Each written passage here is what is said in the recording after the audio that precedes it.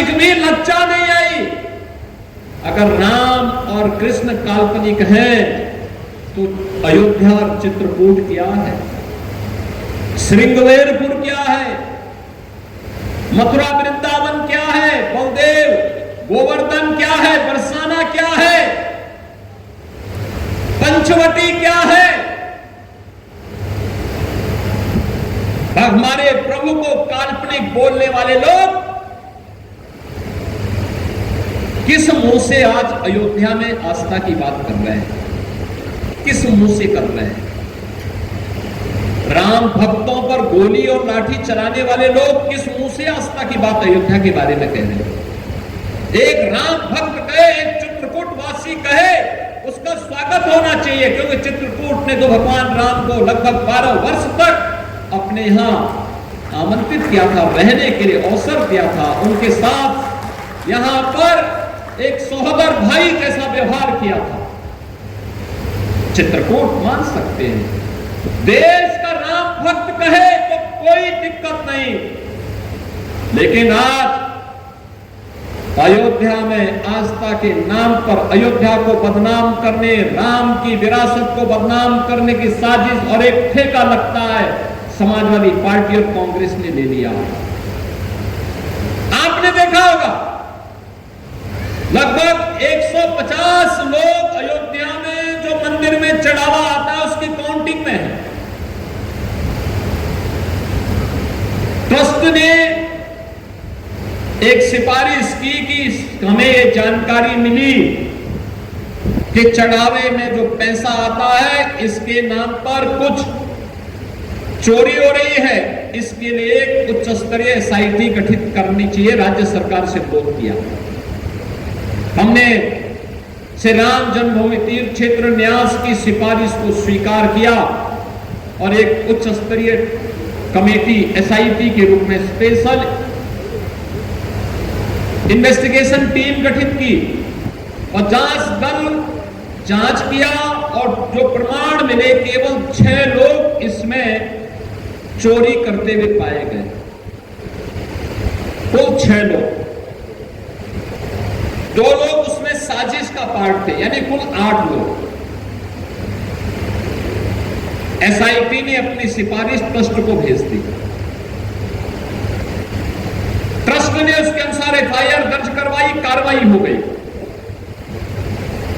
फिर इसमें पूरे ट्रस्ट को बदनाम करने, पूरी अयोध्या पर उंगली उठाने,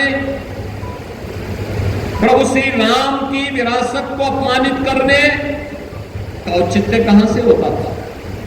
लेकिन लगता है कांग्रेस और समाजवादी पार्टी ने भारत की पूरी आस्था को आहत करने और उस पर प्रहार करने का ठेका ले लिया।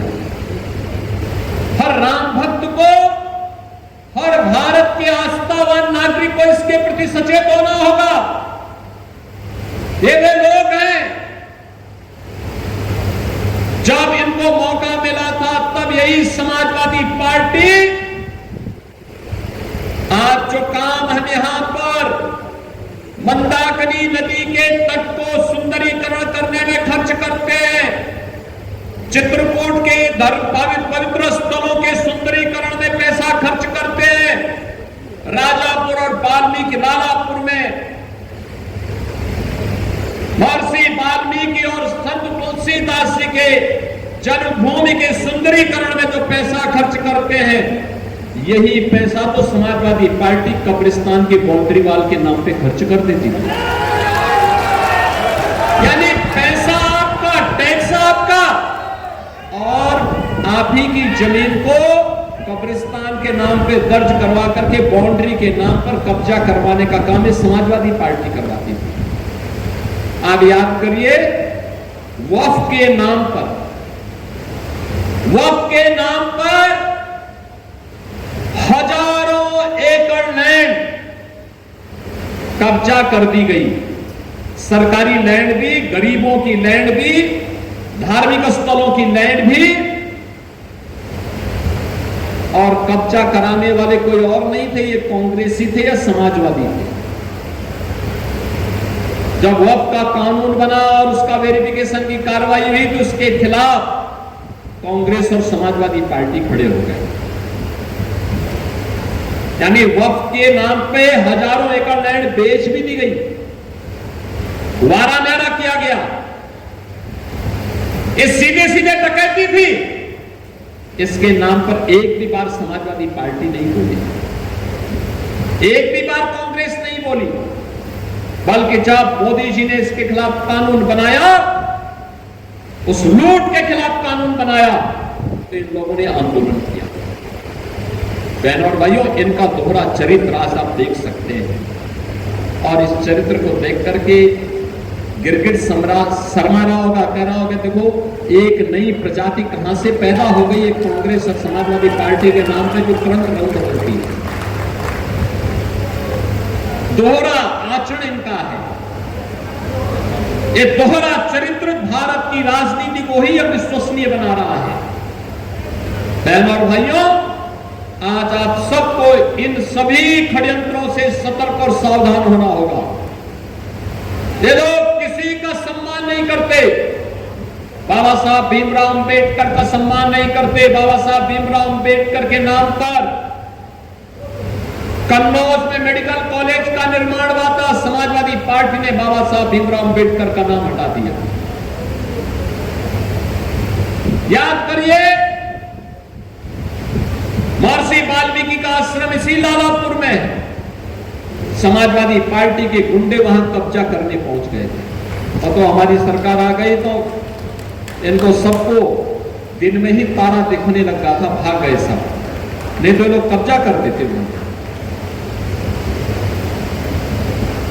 जहां इनको मौका मिलता था। 17 में जब हम लोग आए थे तो मैंने आने के बाद सबसे पहले कहा था, मैंने कहा था जितने भी लोगों ने सरकारी जमीन को या गरीबों की जमीन को या व्यापारियों की जमीनों पर कब्जा किया है, अगले 24 घंटे के अंदर खाली कर लेंगे। नहीं खाली करेंगे तो फिर हम दूसरा तरीका अपनाएंगे। बहनों और भाइयों, हमारे जो पोर्टल में जमीनें आई वो 64,000 एकड़ लैंड आई थी जिस पर अवैध कब्जे हुए थे, और ये सब समाजवादी पार्टी के लोगों ने कब्जे किए हुए। आज वो मुक्त हो चुकी है, उसी में निवेश हो रहा है, उसी में नए विश्वविद्यालय बन रहे हैं, मेडिकल कॉलेजेस बन रहे हैं, निवेश आ रहा है, नौजवानों को नौकरी और रोजगार प्राप्त हो रहा है। विकास और विरासत की यात्रा आगे बढ़ेगी, नौजवानों के लिए अवसर आएंगे, और स्वस्थ प्रतिस्पर्धा के इस दौर में मैं चित्रकूट वासियों का आह्वान करूंगा कि हम भी स्वस्थ प्रतिस्पर्धा का हिस्सा बने। प्रधानमंत्री मोदी जी ने देशवासियों को कहा है कि हमें 2047 में विकसित भारत की स्थापना करनी है। विकसित भारत का मतलब विकसित उत्तर प्रदेश, और विकसित उत्तर प्रदेश का मतलब है विकसित चित्रकूट।